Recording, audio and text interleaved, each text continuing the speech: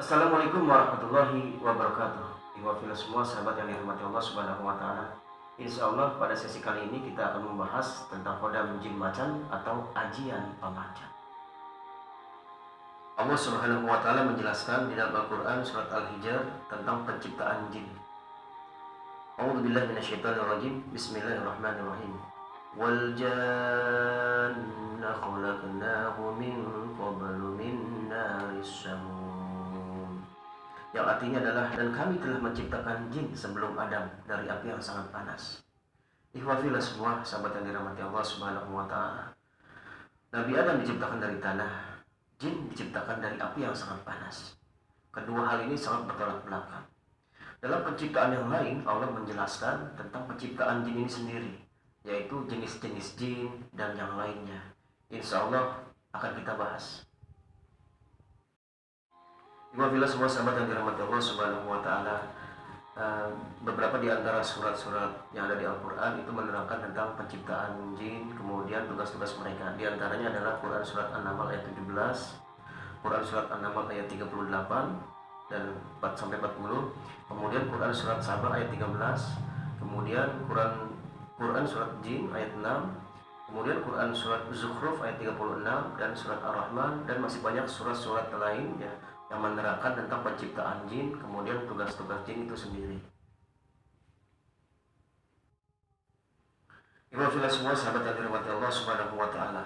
Rasulullah Shallallahu alaihi wasallam mengatakan bahwa jin itu terdiri dari 3 jenis. Yang pertama adalah yang bersayap dan terbang di udara. Yang kedua adalah jenis ular dan anjing. Dan yang ketiga adalah jenis yang menetap atau yang berpindah-pindah. Ikhwafillah semua, hari ini khusus kita akan membahas tentang jin dari jenis hewan, yaitu jin macan. Ikhwafillah semua sahabat yang dirahmati Allah Subhanahu wa taala. Jin macan atau jin harimau ya, biasa tinggal di hutan-hutan ya, kemudian di ladang-ladang dan lain sebagainya. Jadi sifat jin itu ya sama seperti apa yang mereka tinggali, atau kodam-kodam atau bangsa-bangsa jin ya, itu seperti apa yang mereka tinggali. Maksudnya seperti apa? Contoh seperti ini, ketika ada jin yang tinggal di perairan ya, maka si jin itu akan menyerupai atau tasyakul dalam bentuk sesuatu yang hidup di air. Contohnya ikan, duyung ya, kemudian gurita ataupun buaya atau ular yang di air dan lain sebagainya. Nah, sifat yang kedua ya, ketika jin itu hidup di ladang ya, maka yang akan mereka tampakkan diri mereka atau mereka akan berubah wujud menjadi sesuatu yang hidup di ladang. Contohnya seperti ular, kemudian gorila ya, lipan, kaki seribu dan lain sebagainya. Nah, bagaimana ketika jin itu tinggal di hutan-hutan yang luas, hutan-hutan yang lebat, maka jin itu akan menyerupai satu bentuk hewan yang akan tinggal yaitu di hutan. Contohnya seperti macan, harimau, kijang, ya, ular besar, ya, burung-burung yang buas dan lain sebagainya. Nah, apa kaitannya dengan jin harimau atau jin macan ini? Ya, kaitannya adalah yang pertama, jin harimau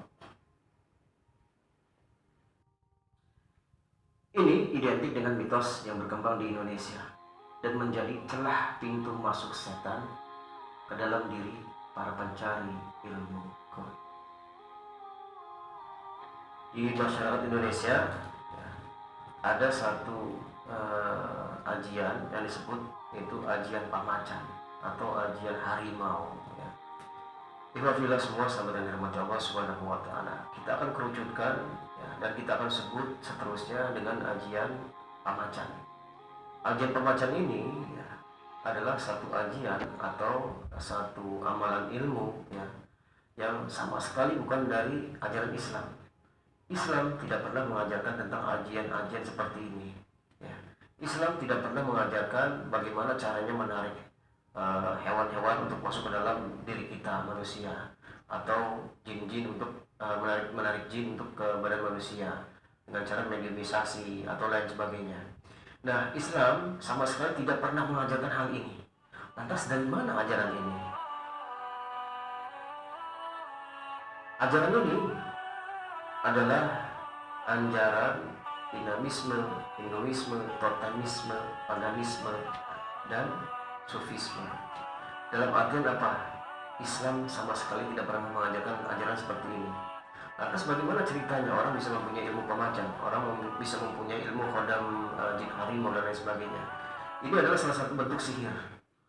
Allah menjelaskan bahwa ketika Nabi Sulaiman alaihissalam, beliau dengan para penggawa-penggawanya, beliau sidak untuk menyidak semua dukun-dukun sihir yang ada di sekitar beliau. Kemudian beliau ambil semua kitab sihir itu. Dari mana kitab sihir itu dibikin? Dari jin yang menyerupai manusia. Kemudian jin itu membisikkan kepada manusia untuk membuat satu ajaran tertentu, yaitu yang bernama sihir. Dalam kitab kuno Babilonia dijelaskan bahwa ada jin ya, yang spesialisasinya itu sihir, yaitu yang bernama jin al-Ghilan atau bisa kita sebut al-Ghul. Ya. Jin Ghilan ini atau jin Ghul ini ya, mereka mempunyai ilmu sihir yang kemudian mereka membisikkan sihir-sihir mereka yang mereka alami atau mereka yang punya ilmu sihir mereka kepada manusia-manusia, yaitu dari dukun-dukun. Nah, dukun-dukun ini mendapat bisikan dari jin al-Ghilan ini. Kemudian ya mereka mentranskripsikan ya ke dalam bentuk tulisan, ya dalam bentuk naskah dan lain sebagainya, hingga sampailah kepada kita, termasuk salah satunya ajian-ajian hewan ini. Bukan cuma ajian pemacan saja sebetulnya, masih banyak ajian hewan yang ada di dunia ini. Sedikit kita akan bahas tentang ajian jin pemacan ini. Menarik sekali untuk membahas ajian pemacan ini. Ajian pemacan ini jadi sebetulnya adalah satu mediumisasi, ya. Mediumisasi yaitu memanggil jin dari kalangan macan atau harimau ya, untuk mengisi badan kita, menempati badan kita dengan satu tujuan tertentu. Yang pertama, tujuannya apa? Yang pertama, jika jin itu dimasukkan ke badan kita, ya, tujuan yang pertama adalah untuk kedikjayaan. Bagaimana kita bisa menghadirkan gerak macan, kemudian kita bisa berperilaku saat terdesak, kemudian kita menghadirkan macan itu untuk bela diri seperti itu. Jadi untuk kedikjayaan, ya itu yang pasti. Nah yang kedua, ya, mempunyai tujuan untuk pesugihan. Bagaimana si ajian pemacan ini menghadirkan kodam-kodam jin macan yang ada di hutan sana untuk menarik pesugihan. Contohnya benda-benda gaib atau harta-harta gaib atau harta-harta karun yang ada di alam gaib. Nah yang ketiga, untuk mahabbah, yaitu untuk menarik lawan jenis untuk tertarik pada kita. Ini bisa dengan ajian pemacan ini. Kemudian yang keempat, yaitu dengan tujuannya yang antara lain adalah untuk penglaris usaha. Bisa dengan ajian pemacan ini. Bagaimana menarik usaha kita ya, agar pelanggan-pelanggan datang atau senang datang ke tempat kita. Yang berikutnya adalah untuk sihir, yaitu kita, ya, ajian kita untuk menyakiti orang lain. Gimana caranya? Menyakiti orang lain dengan cara apapun itu. Bisa kita kirimkan si macan gaib ini untuk menyakiti orang, membunuh orang, melukai orang, atau menghancurkan orang. Nah itu bisa. Ikhwafillah semua sahabat yang dirahmati Allah. Yang berikutnya adalah sebagai khodam penjaga. Menjaga apa? Menjaga toko, menjaga rumah, menjaga tempat usaha, menjaga ladang, menjaga kebun-kebun kita dan lain sebagainya. Jadi salah satu fungsi mereka itu ya sebagai penjaga untuk maling agar tidak bisa masuk, atau penjahat agar tidak bisa masuk, atau untuk yang melihatnya ketakutan saat melihat kodam-kodam jin macan ini. Sifat-sifat orang yang mempunyai khodam jin pemacan ini atau khodam harimau ini, yang pertama adalah mereka sangat temperamental atau emosial, tingkat tinggi, luar biasa. Senggol dikit, ya kalau kata orang Sunda, senggol dikit bacok. Ya ini kesenggol dikit marah, kesinggung dikit marah. Apapun itu dijadikan alasan untuk kemarahan dia. Padahal tidak ada satu alasan pun yang mendasar untuk membuat marah sebetulnya. Jadi ketika si orang ini punya hodam jin pemacan, ini luar biasa. Emosinya tidak terkendali, luar biasa. Dan saat marah, ini semua barang bisa dihancurkan. Semua apa yang dia lihat bisa dihancurkan, apapun itu. Itu yang pertama. Yang kedua, percaya dirinya tinggi. Mohon maaf, ketika saya bilang orang lain itu bagi dia adalah kecil, seperti seekor semut, dan dia adalah besar. Jadi orang yang punya hodam jin pemacan atau jin pemacan ini menganggap orang lain itu kecil, tidak ada apa-apanya di mata dia, sangat kecil. Bahkan ya, orang yang seperti ini selalu menganggap sepele orang-orang lain yang ada di sekitarnya. Yang ketiga yaitu orang yang seperti ini ya, bawaannya selalu seuzon, tidak pernah baik sangka terhadap orang yang ada di sekitar dirinya, siapapun itu. Yang berikutnya adalah seperti sifat macan, dia selalu merasa dirinya gagah, kuat, ya, buas, dan dia selalu merasa dirinya ini harus tampil di depan, tidak mau di belakang. Yang berikutnya adalah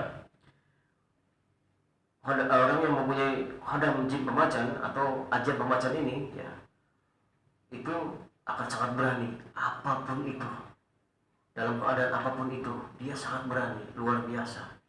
Dan yang terakhir adalah kejam, reaktif, dalam artian yang ketika kita menggunakan ajian pemacan ini untuk menghancurkan seseorang, ini luar biasa dahsyat, sangat luar biasa dahsyat.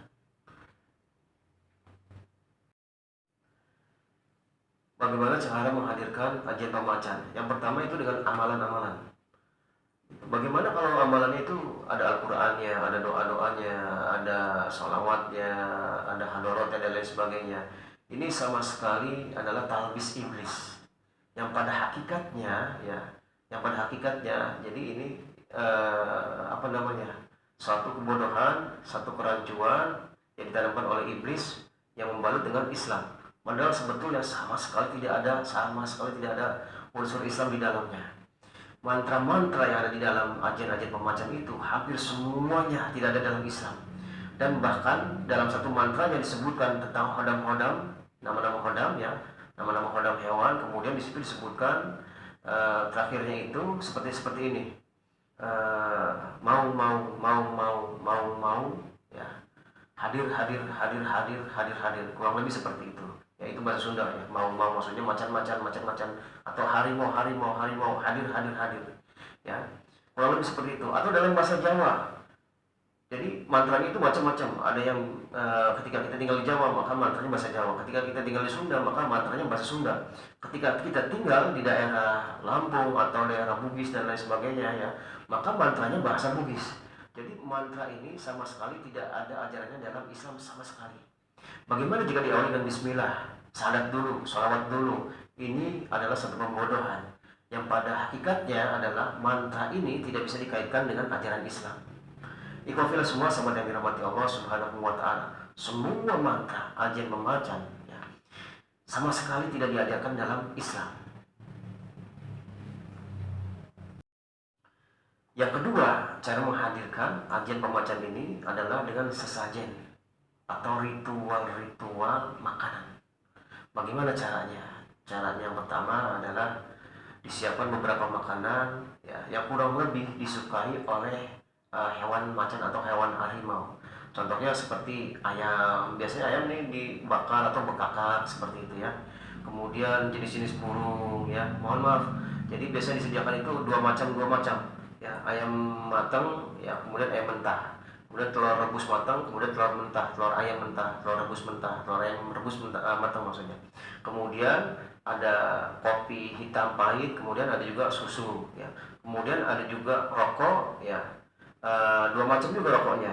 Biasanya rokoknya itu dikasih nama gitu ya. Jadi ini warna putih, kemudian mohon maaf dikasih warna rokok hitam, kemudian rokok putih.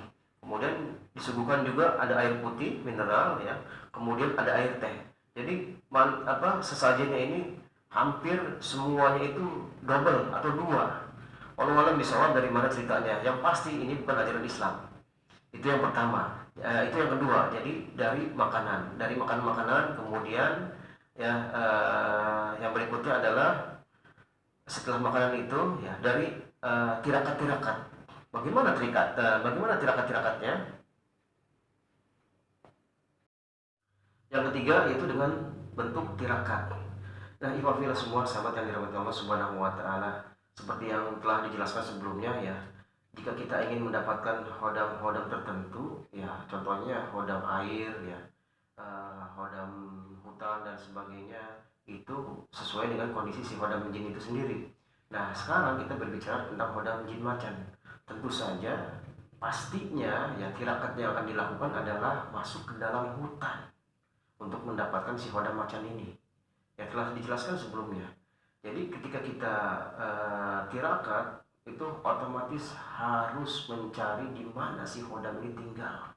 Tidak lain tidak bukan adalah di hutan. Jadi kebanyakan hodam-hodam jin pemacan ini mereka lelakunya atau tirakatnya adalah di tengah-tengah hutan atau tengah-tengah ladang yang kira-kira banyak ditempati binatang-binatang buas, kurang lebih seperti itu. Wallahu a'lam bishawab. Jadi ikhwah, kesimpulannya adalah dari semua penjelasan itu ya, yang pertama adalah ilmu pemacan tidak ada syariatnya dalam ajaran Islam. Itu yang pertama. Yang kedua, ini adalah murni ilmu setan. Dan yang ketiga, bagi yang belajar atau telah belajar atau sedang mempelajari ilmu pemacan ini, saya sarankan untuk bertobat kembali kepada Allah Subhanahu wa taala. Tidak ada baiknya atau tinggalkan ilmu seperti ini. Tidak ada manfaatnya sama sekali. Yang perlu kita teladani adalah akhlak Rasulullah SAW, pelajari Al-Quran, pelajari Sunnah, hadis dan lain sebagainya. Jadi saran saya yang terakhir adalah ini adalah ilmu iblis dan merupakan satu bentuk kesyirikan yang nyata. Allah Subhanahu wa taala menjelaskan inna syirka la zulmun azim, bahwa sesungguhnya kesyirikan tidak ada ampunan dari Allah Subhanahu wa taala. Itu saja mungkin yang dapat disampaikan dari saya, Erwin Burhanuddin Al-Bantani. Assalamualaikum warahmatullahi wabarakatuh.